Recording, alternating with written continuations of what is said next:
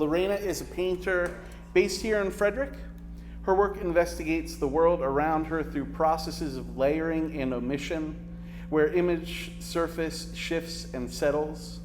Rooted in an ongoing exploration of faith and the human experience, her practice considers painting as a form of attending and connection held as an offering.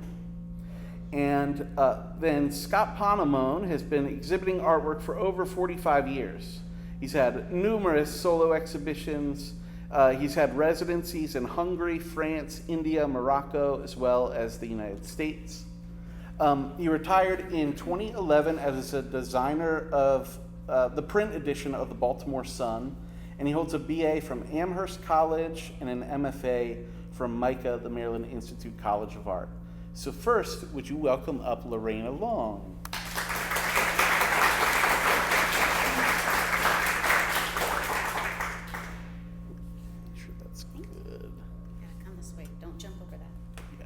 Good idea. Why is my phone up here?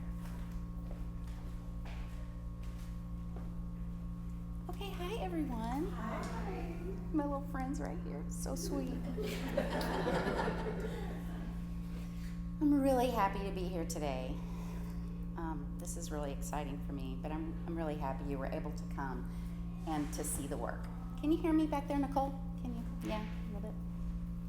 I want to thank Corey especially for helping me and for the staff here at the Delaplane and all that you guys do to support artists at every stage of their career. It's really wonderful.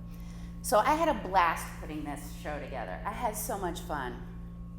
But probably the most fun is that I get to come and see my work here alongside, like, Scott's work is so good.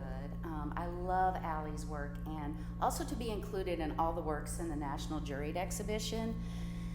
I mean, there's such a variety of voices in these rooms, you know, so many different mediums and surfaces and ways of seeing the world. I absolutely love it. Is there anyone here who has a piece in the National Juried exhibition? No? Well, I love group shows.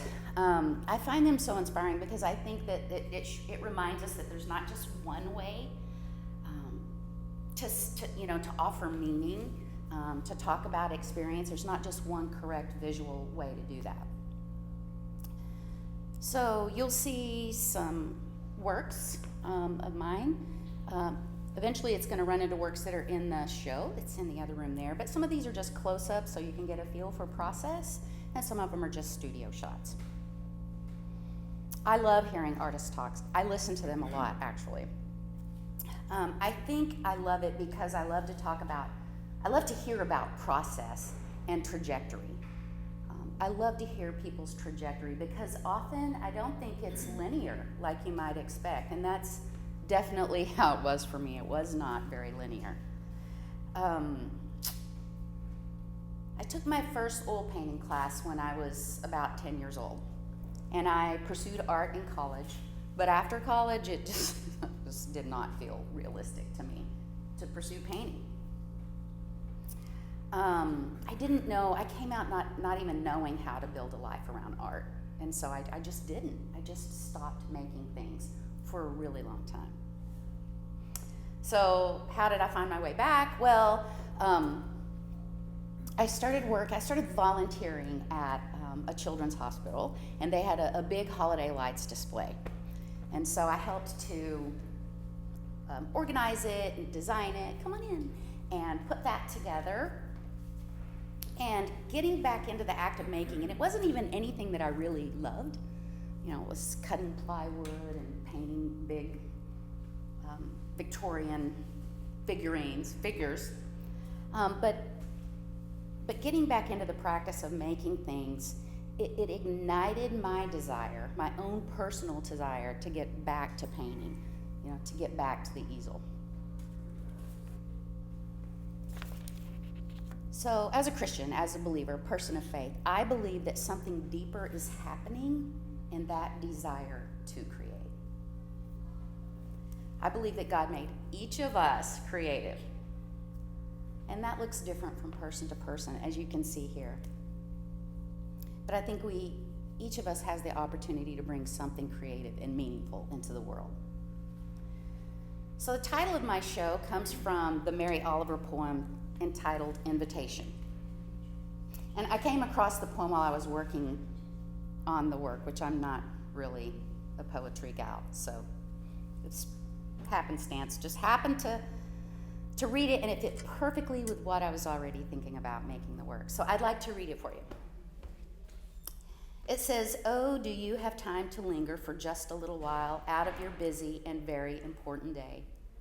For the goldfinches that have gathered in a field of thistles for a musical battle to see who can sing the highest note or the lowest, or the most expressive of mirth or the most tender. Their strong, blunt beaks drink the air, and they strive melodiously, not for your sake and not for mine, and not for the sake of winning, but for sheer delight and gratitude. Believe us," they say, "it is a serious thing just to be alive on this fresh morning in the broken world. I beg of you, do not walk by without pausing to attend to this rather ridiculous performance. It could mean something, it could mean everything."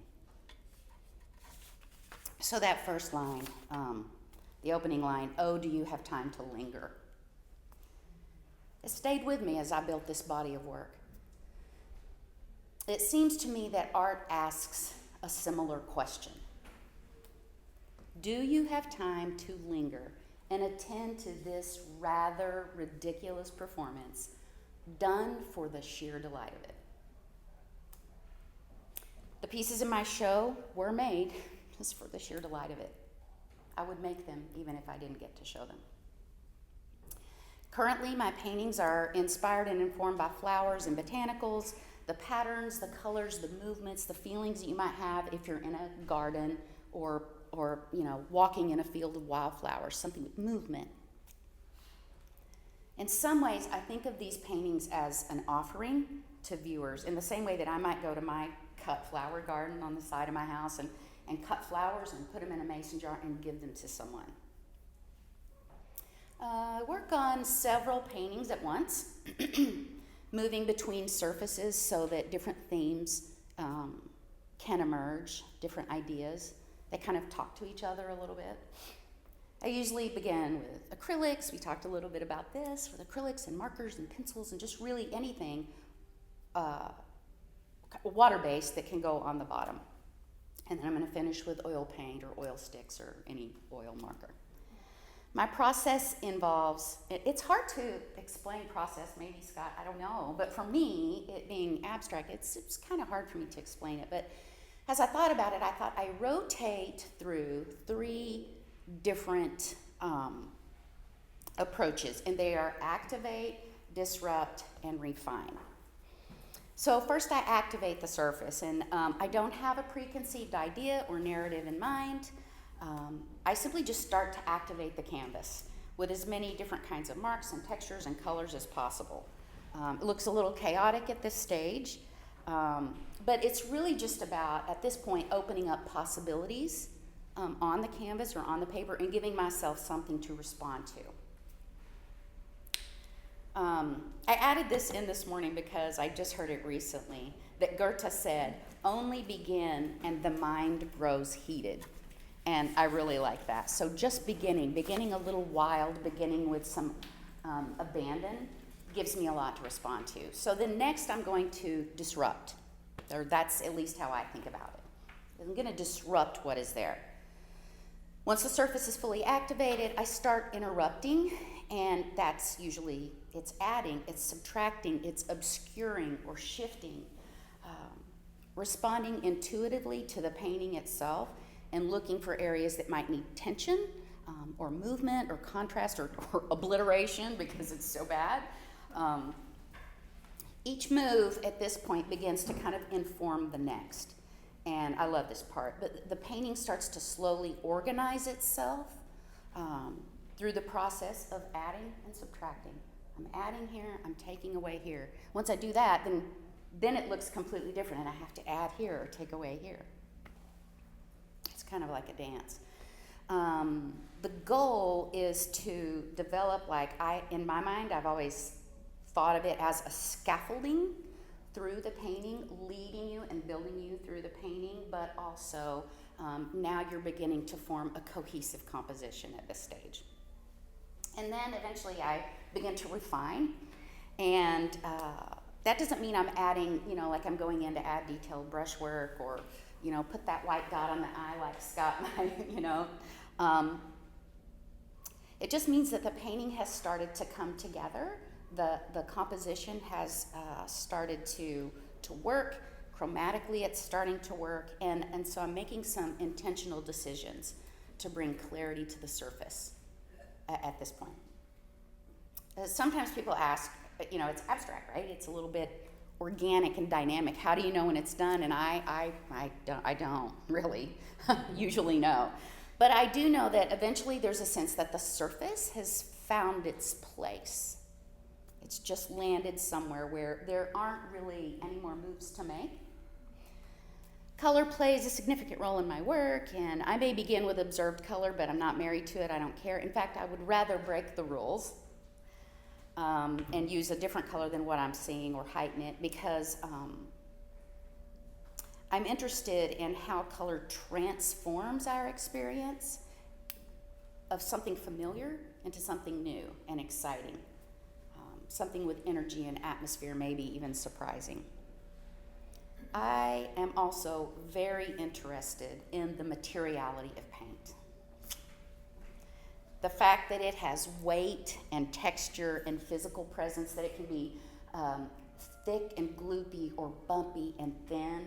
It's just endless possibilities, and that's my favorite thing. So I just watched an interview. Contemporary painter Amy Silman. Has anyone ever heard of her? Yeah. And she said, every painting, under every painting I've ever done is 100 paintings. Right? And probably if you're nodding, you're a painter and you get that. But I love it. I love that because I've always been drawn to paintings where I can see and feel the process of making. I really love that. And you can see it in this room. I'm less interested in creating a perfectly polished surface. I'd rather create one that retains its history and reveals its history over time. As you come back and you look at it again and again, you see something maybe a little bit different. And I think especially now when so many images that we see on our screen, they're just coming at us so fast and so fleeting, that I think the slow process of painting for me and drawing is even more important now, as is coming to see art in a gallery, not just on your phone. The theologian Philip Graham Ryken writes that art satisfies our deep longing for beauty. And I think that longing is very real. Simply encountering something beautiful, like a painting or a poem, can remind us to slow down and pay attention. And so really, I'm trying to point to the fact that there is a great deal of goodness and beauty in the world. And then these paintings that I've done are really just an invitation to slow down and enjoy it. So that is all I have for you all, unless you have a question.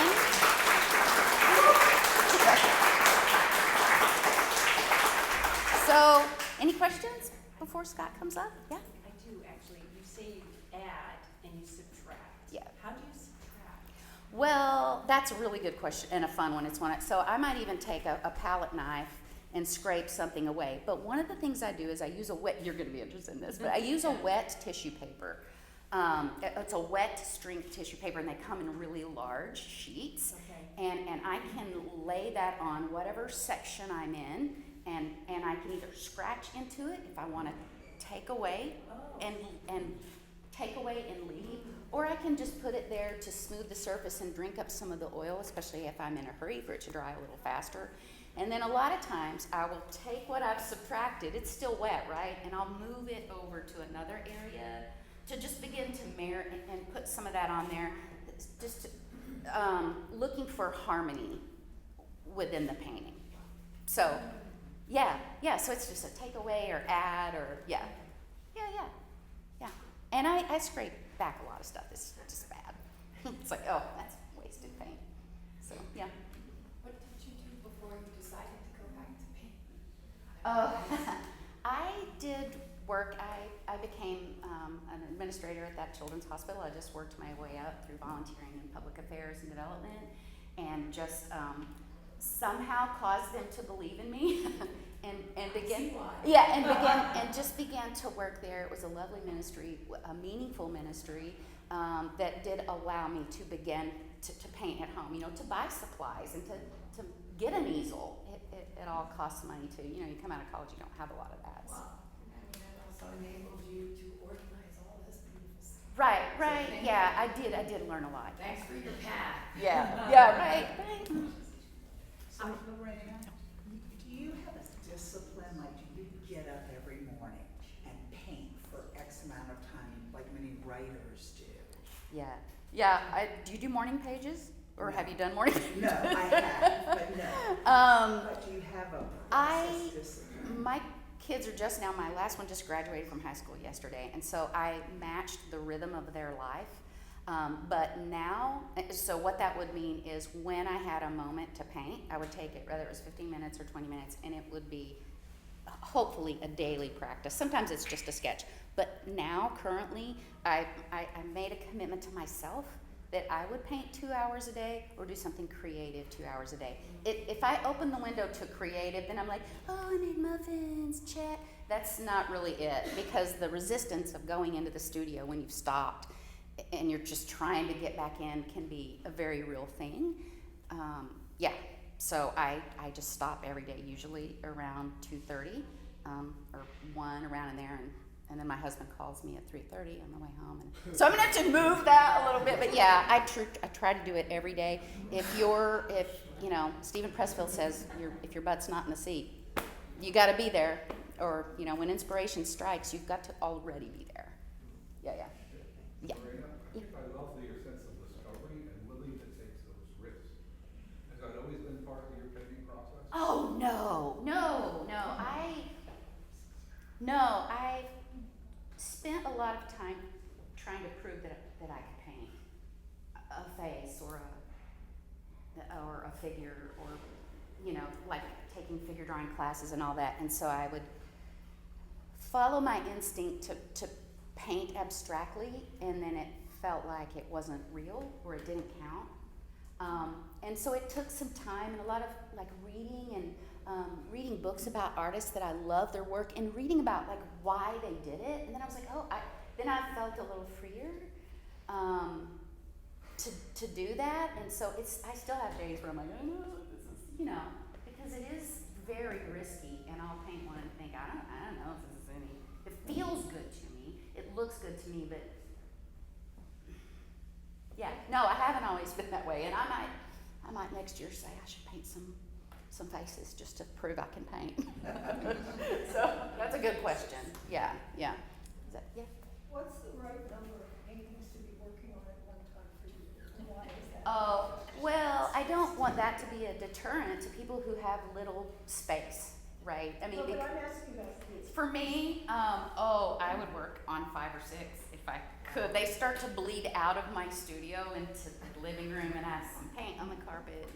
Anyway, but I would say at least 3, but I prefer 5. Yeah.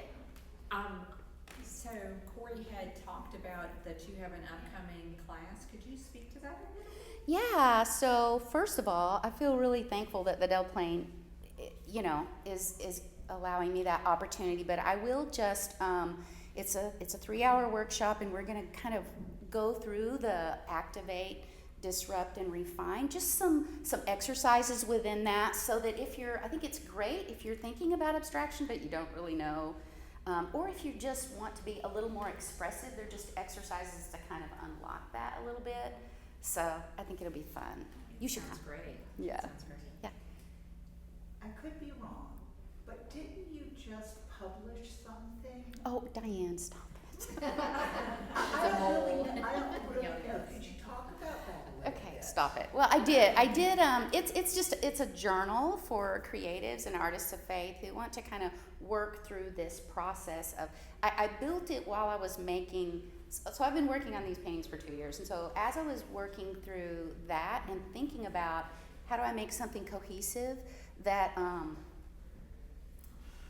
that means something according to what my heart and faith says. And so that book is, I just published that journal to do that. So anyway, Diane. Yes. I came late, so I don't know if you addressed it, I was working, but could you speak, so obviously the abstraction, but that relates to very organic, I mean, obviously there's teams of like vegetative expression, if you want to call it that Yes. way. So it is abstract, but it's kind of like coming out of organic form. Could Yeah, you, sure. Elaborate, like in a very long tradition from O'Keeffe to like whatever, like from the original extraction, it comes something from the ground, like almost comes out. Yeah. On that part. I'm not sure that I understand the question exactly, but for me, a lot of what happens, so I'm not working from a photograph, I'm not working from somebody else's work.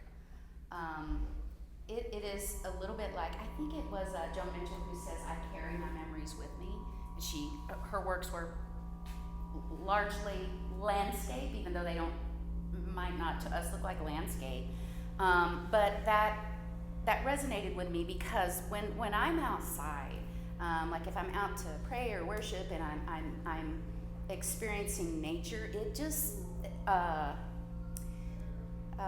sort of embeds itself in my memory, and I'm thoughtful about, I'm intentional about that. I'm hoping that the movement of grass or the movement of leaves or this flower that is like this overlooked beautiful thing that's just there for us to even step on, like that God would put that out there for us, just blows my mind. And so I'm trying to drink of that so that when I head into either draw or paint or create, I have that storehouse. So, and that means I have to pay attention.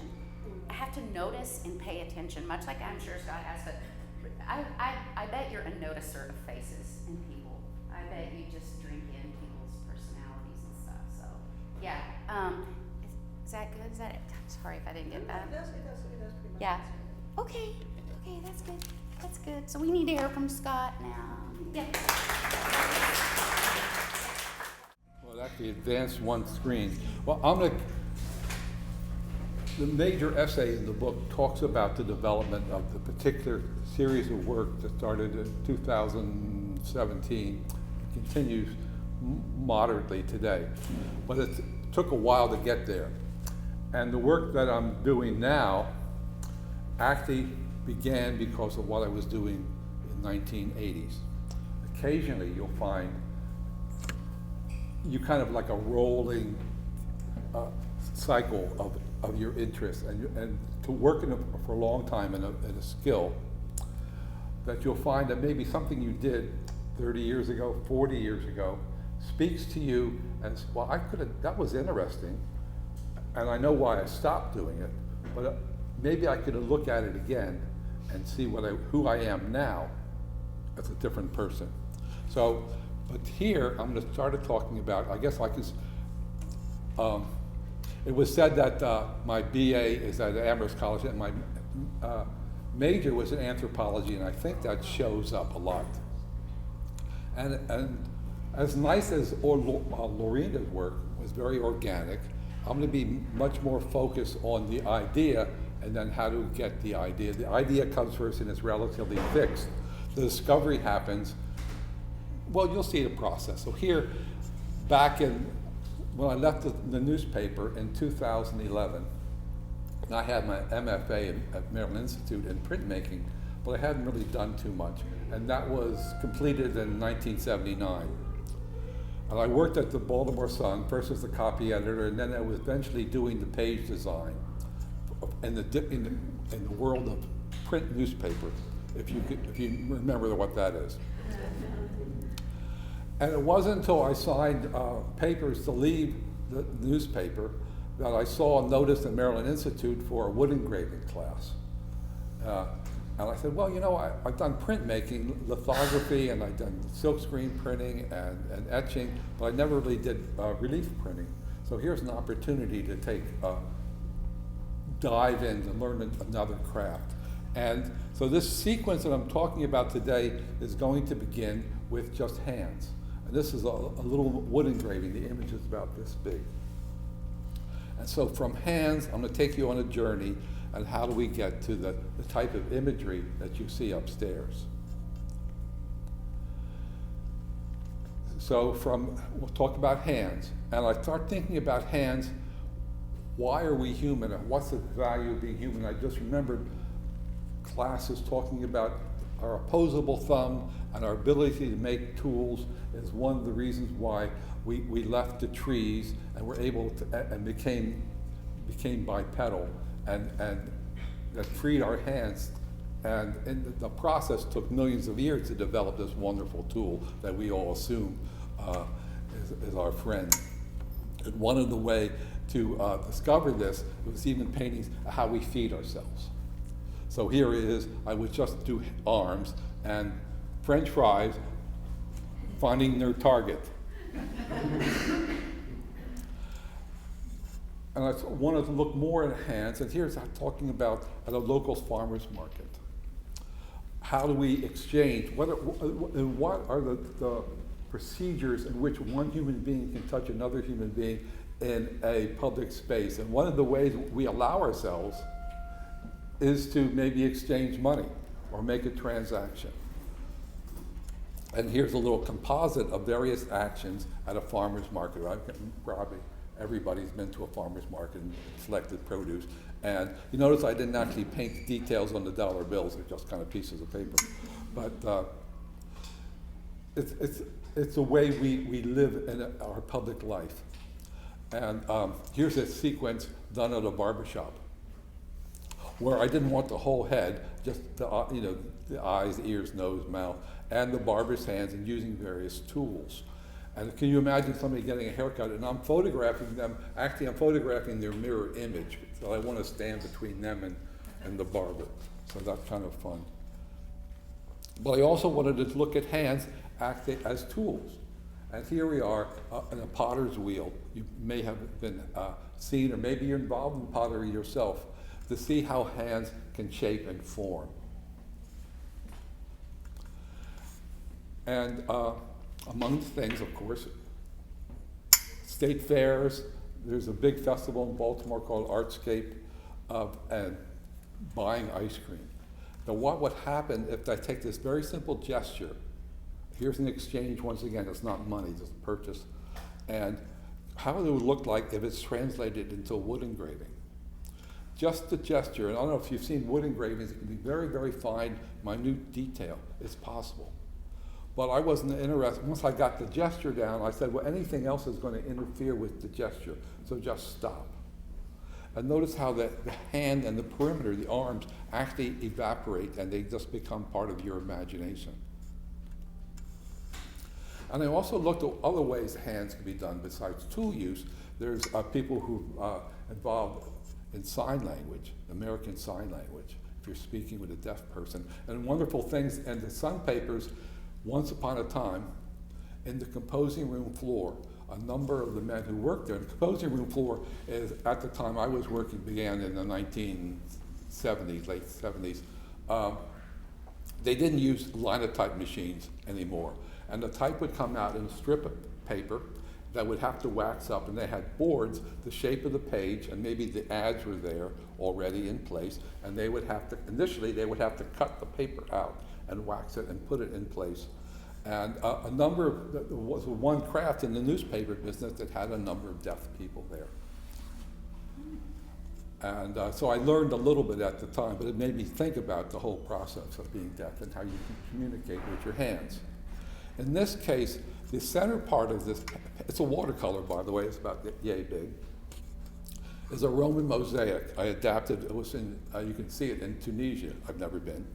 But I changed this rather square into this round shape, and the hands spell something that reflect the nature of the maze. Because if you started in the maze, and just below the eyeball is an entryway, but if you went through the whole maze, you would cover every little corner, nook and cranny in the maze, and you'd come to the outer perimeter, and there's no escape.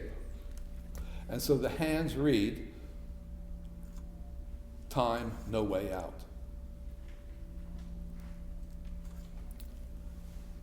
And from just the hands, I decided we'd do arms, summertime arms, with bare arms. And I started thinking about the people who walk their pets, and I decided the little dogs, I would ask them to hold their pet above their head. And that started a series of paintings of just autobiographical in a way, whatever, imagine how close you are to your pet. So it reflects, and people sometimes say, you start looking like your pet. Well, I didn't do the faces, so I can't tell you whether that's true or not.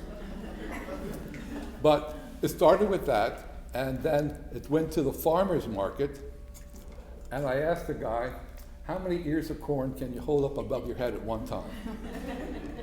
And can I photograph you? And that was the result. And a woman at the farmer's market was selling goat cheese. I went to their farm, and at the birthing season, and we did pigs, we did goats, we did chickens. This was a little fainting goat. I don't know if you've been on a farm and you ever seen a fainting goat. You approach them and they fall backwards. And I also want to do occupations. And this was a fireman holding up his hose, and somebody who would change your tires at a garage. So I kind of went through a whole menagerie of the human occupation. And I did an art residency in Key West in 2013. And one Sunday a month, underneath the Monroe County Detention Center, they had a live animal zoo that the inmates, I don't think they do it anymore, the inmates maintain, and they you know, you had everything from petting the rabbits and whatnot, and they had this albino python in a large aquarium type of situation. And it was on a Sunday and all these little kids were running around, so I thought maybe it's not a good idea to ask them for that day. But whether I could come back, and whether do they ever take the python out of the cage, the aquarium? And they said, yes, to feed. I said, well, when would that be? And they said, Wednesday. So, okay, can I come back on the Wednesday? And they said, sure. And it took them 3 inmates and one, the woman holding the head, who actually was an employee. So you could buy watercolor paper in rolls. They were like 10 yards long, and you soak them in the bathtub, and you hang it up, and you dry them using homosote boards are pretty good, because easy to take a thumbtack. You had prime the homosote, otherwise the acid of the homosote would come through and stain the paper. So I did that, and I painted them such that if you lined them all up, you got a single painting that was like 7 feet across. The series ended when I wanted to get gun owners to hold up their weapons. And that was hard to find somebody who wanted to do that. And I went to a place that sold guns in Baltimore, and they had an indoor shooting range. And in the waste paper baskets were all these targets that were already used, spent. And I said, well, okay, can I have some of these? And they said, yeah. So I pasted took 2 of them, and pasted on either side a piece of foam board. And then went down to the Washington Monument in Baltimore, a few blocks from where I live, and asked people to hold the targets up any way they wanted, upside down, backwards, whatnot. And I would photograph them. And I did white and black folks, and I started my first painting. And I said, I didn't really want to paint the bullet holes. It's hard doing not painting things, because I don't paint white. So if you want a white space, you have to paint around it. And it gets more vibrant if you have the paper white. So what I did, I stopped painting, finished painting the painting, and I left the bullet holes out, and I went back to the shooting range, and I asked them, I bought a box of shells to shoot up the painting. So I did 7 in the series, and it had that tactile hole in the paper. It was really important. I mean, Baltimore, fortunately, has the murder rate and the gun use has dropped considerably, and a lot of people, maybe among you folks as well, would think twice or 3 times, maybe 4 times going into the city. But I live right near the Washington Monument and had a house now for 33 years there, never had any problems. In fact, if you're in the city right now, they've closed off the main north-south street, Charles Street, and have little kiosks up and down there. People are parading now and having a great time. But can't be both places at the same time. So this is a painting here. Around 2016, I was looking through, pulling out things that you've done in the past. And this is a painting that was done in 1983, soon after the Baltimore Aquarium opened up, and there were always long lines to get in there. And I had a little twin lens reflex, a Yashica D camera that shot black and white film, 2 1/4 frames, which are pretty big, about 4 times the size of 35 millimeter, and had the hand crank that advanced the film, and also you look down at the ground glass, and the images you saw that were reversed left and right. So just for the fun part. So if you had a moving target, you watch him going this way, and you have to see him appear in the opposite direction. But here, I was taking, people were just kind of sitting ducks, because I didn't introduce myself. I had a camera which I wanted to photograph them like the scene you see here. I had to be no more than 10 or 15 feet away, and I would just crouch down. And nobody would say anything. Some people would divide up, like the Red Sea dividing up, thinking that what I was photographing was behind them. I said, oh, no, no, no, no. And almost nobody ever asked. So this is a picture. Now here is a contact sheet from that shoot. And if you see in the lower row, the woman with the striped shirt, I'll go back, and you'll see her there. So that's how I was working in black and white, because one, I thought it was cheating to go with color film. It gave me more to do. So every decision I had to make was not where the people were, that was already decided, but how to paint them. They also painted the background. So I'm a different person 40 years later.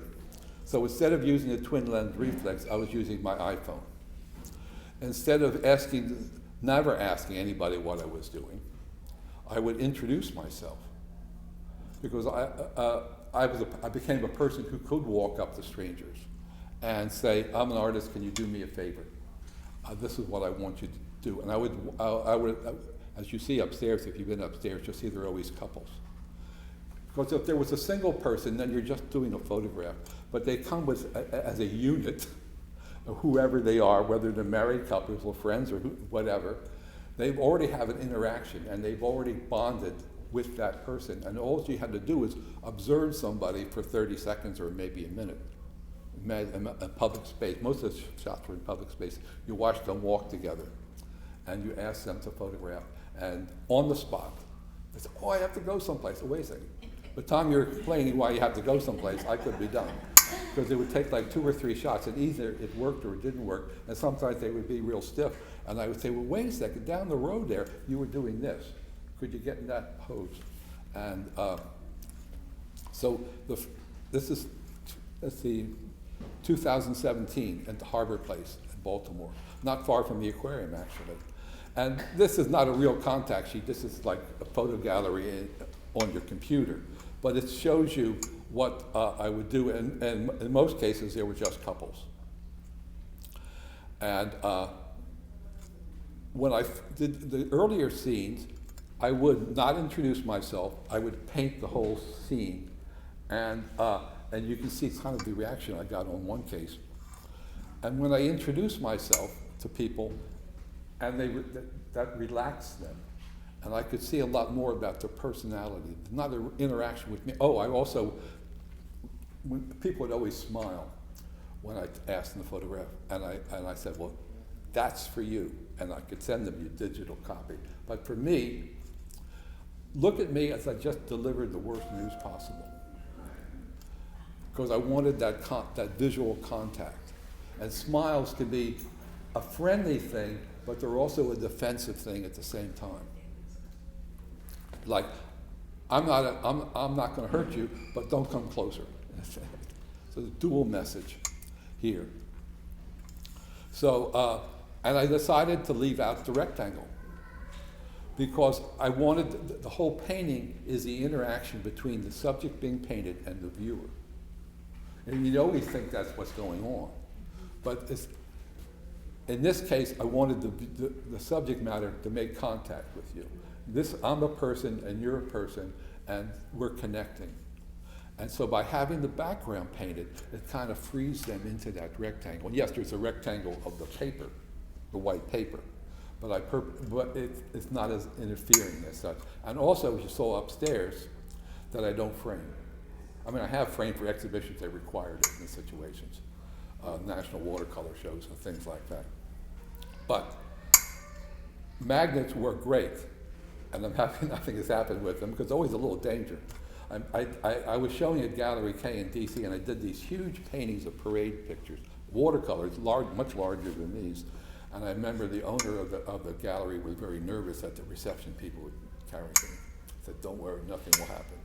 Nothing did happen, nothing sold. And here's an idea of the sequence. Now, Lorena has a wonderful organic sense of discovery. My discovery happens in that interaction between the people I meet on the street and me. That's an art form in itself, what goes on there. And I never had it recorded, but it's like candid camera in a way, if you remember what that was. The interchange between the artist's intention and the public who doesn't know what's happening is an art form. So I made, and after one or two photographs, I made that decision. The photograph, that part of the art is done. Now I gave myself a great logistical question: how to go about painting? And invariably, I would start with the flesh tones because if that doesn't work, there's no reason to work on the clothes. I've never not finished a painting, so I never. But I would start with the flesh tones, and then the hair and the hats and whatever, because then the flesh tones have to be adjusted when you see to make a whole. And then we start at the clothing. And being left-handed, I would paint. If you imagine me painting, and I don't want to have my arm touch any of the wet paint, I would start at the upper right and go to the upper left, so I could be painting in two parts of the can. Never several paintings at once, but I can paint in several places at the painting at once. And watercolor is very quick. It's also very unforgiving. And I also paint vertically. So drips are not allowed. And you can see I eventually filled in the painting. And like her blouse with all those little leopardy type spots, it doesn't matter where they are. I mean, I did have the sense of where they are, but I'm not counting them because it's not necessary. The question as a visual artist who do representational work is how much information do you need to provide to get the idea across? When to stop. Watercolor is very unforgiving when they're overworked. So people may ask,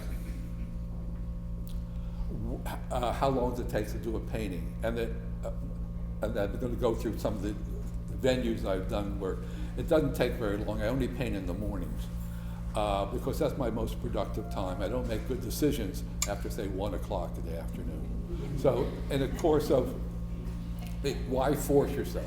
Because a decision may be a color change. And why do that when you're not going to make a good decision? Being able to walk away. So a painting like this is a couple guys I met on the Rio Grande. They were Texan National Guard members. I was visiting another artist, and I was doing I was making a copy of one of his woodcuts for myself. Long story, but I won't go into it. And we walked to the river. He was introducing me to the river, and there was two guys. And I said, I'm going to ask these guys to model for me. And they said, oh, no, they won't do that. And I said, well, I'm just going to ask them to model for me. And they did. And in this case, the painting of the camo was in a sense difficult, but once again, it didn't really matter where what is and then what is. So sometimes you paint with different uniforms, and these were millers. I did an art residency in Southern Virginia, and there was a grist mill there that was first built in the late 18th century, and the guy in the overalls, his family owned the mill for several generations. He was now retired, and he was just kind of hung out with the young guys who still milled the grain. So there's a variations on uniforms. And then there's other uniforms. I had an art residency a couple of years ago in Key West. So my job as an artist is putting myself in places where the people are. And in this case, the people were drag shows. There were several drag bars. And I went there earlier in the day and I said, listen, I want permission to photograph you girls, and that was their proper gender, before you're fully dressed, because I wanted that transition between your street person, dressing like we all are right now, into the performing person, and how that vulnerability I wanted to try to capture. And in this case, I did an art residency, thank goodness for art residencies, in northern Morocco, where in Muslim culture, realistic imagery in the Orthodox believers are frowned upon, same as Judaism for that matter. But with the help of a local college graduate who interacted with the American expats that run the art residency, I was able to, once again, they could do the translations. And I had my phone and said, this is what they would look like. And there were a couple of women that called Jalaba women. They came from the hills and the Rift Mountains, and they sold their produce. And they had I didn't ask them to get dressed or anything like that, but when I asked them, they agreed to model with me. One of them grabbed 2 little containers of olive oil, another one 2 different plants, which I don't recognize. And I did white couples, like this is a couple sightseers off the boat at Key West, and black couple photographed at the BMA during exhibition. The guards never said a thing. They would look at me, but they never interrupted me. Black couples in the street, in a different uniform. That the Gay Pride Parade. I was so happy I could paint that belly. It has to be smooth. there had no drips or anything like that. I figured, as I said, I painted the flesh tones first. So once, leather, nothing, that's no problem. That belly. And during the pandemic, I painted people. I continued that series. I only included the painting on the upper left was in the earliest, the previous iteration of the show upstairs. And they were 2 women who, they were my COVID testers underneath the convention center at an overpass. And then after I talked to the head guy overrunning it from the University of Maryland, said, can these women model for me? And they said, sure. So. And the other guys were Department of Public Works fellows. I think they were doing a St. Patrick's Day parade in Baltimore, and yet they were there with their masks on. And at the same time, I went to a skateboard park in Remington, a blue-collar, formerly blue-collar, quite gentrified now, a skateboard park, and I wore my mask, and I approached these people, and I said, you can wear your mask. They said, what? And they stared at me, what mask? I mean, they were 20-somethings. And I said, well, I included them in the book as my pandemic grouping, but it shows you there was resistance to staying healthy sometimes.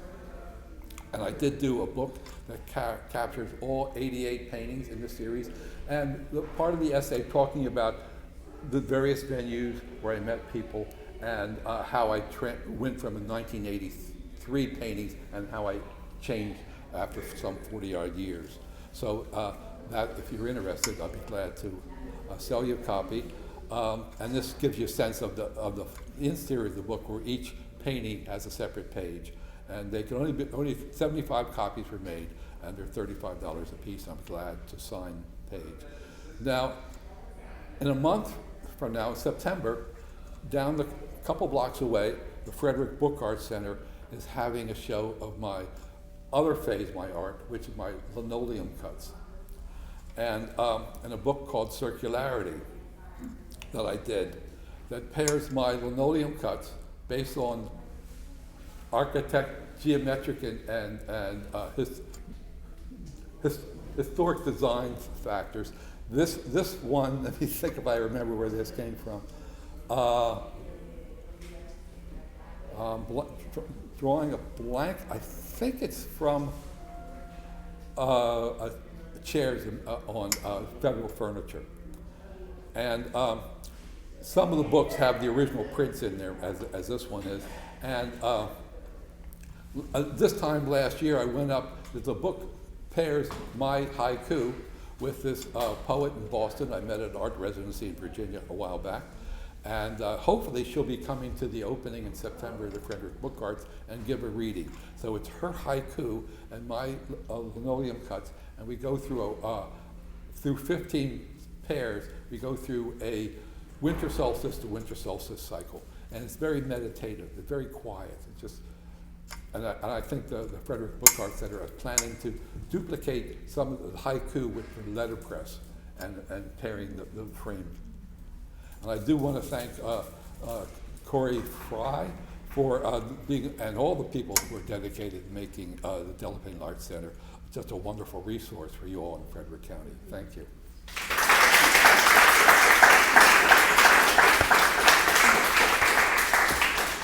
Yes, ma'am. When I looked at the works, I was really drawn to the eyes. They're different. Everything looks so photorealistic, and then the eyes are very impactful. Is that intentional, or just Well, how remember I said, I I asked, haven't missed this. oh, okay. I said when I photograph people, when they agree to model. And I use, by the way, I crouch down, and it makes people a little bit more monumental by exaggerating, you know, their stature. And they would smile, and I said, that's great, but I'm not going to use that image, because the smiles are more than a defensive thing among strangers. But now, you can have a digital copy, and often I just hand the phone over and they put their text in and they got a copy. Before the pandemic, anyway, afterwards I wasn't handing my phone over. But then I would say to them, look at me as if I just delivered the worst possible news. And that's what I wanted. I wanted that contact. So the similarity between the eyes is actually a similarity between facial expressions of the subjects, rather than something that you did intentional? Well, these are their eyes. I know that that's cool. That's an interesting viewpoint. Or Yeah, well, I wanted the interaction. I hung them pretty close to eye level, or the moderate eye level, so that you could stand in front of these paintings and interact with them. And some people have said to me in rooms where I had, here's a post in the middle of that exhibition, surrounded by them, that people get a little anxious by being stared at by so many people. And I like that idea. Yeah. Any other questions? Yes, please. Yeah, real quick, I'm a lefty too, and I do art, but say that again, how your process, because I'm a watercolorist as well, how do you treat because I find there are times when I run into it if I'm gonna cross the way we were trained to write years ago. So you're saying you do right to left? Well, because if you imagine my hand's over here Yeah. at first, and when I switch over to left, I'm not. You're not going back over the work. Yeah, I'm not touching. No chance of touching that work. Even though it takes just a couple minutes for it to dry. Yeah, it's a reverse.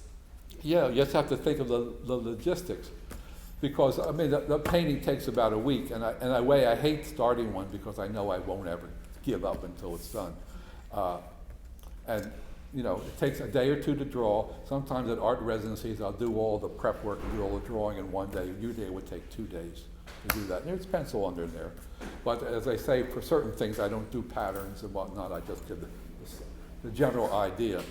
The Jalaba women with their stripes were having an opening in Morocco, and I wanted to finish that painting so bad, I just kind of kept going.